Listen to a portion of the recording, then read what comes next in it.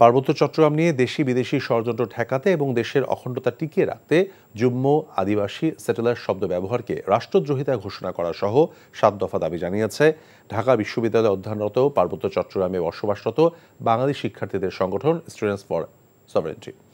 বিকালে বিশ্ববিদ্যালয়ের রাজু ভাস্কর্যের পাদদেশে সমাবেশ থেকে এসব দাবি তুলে ধরেন সংগঠনটি।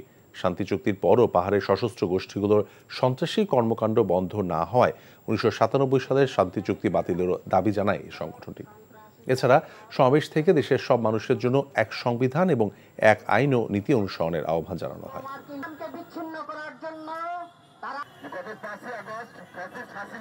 বাংলাদেশের উপজাতিদের সম্বোধনের ক্ষেত্রে রাষ্ট্রের অখণ্ডতা বিরোধী পরিভাষা, আদিবাসী ও যুগ্ম শব্দ ব্যবহার এবং বাংলাদেশের বাঙালিদের সম্বোধনে স্যাটেলার শব্দ ব্যবহারকে রাষ্ট্রদ্রোহিতা ঘোষণা করে প্রজ্ঞাপন জারি করতে হবে।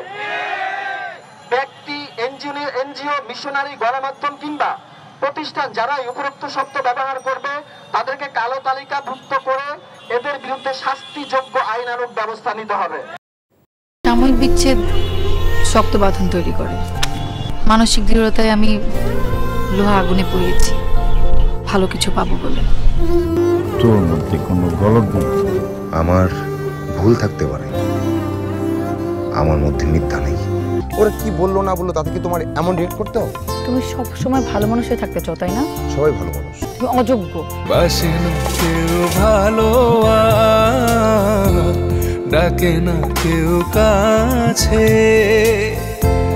তোমায় মনে করার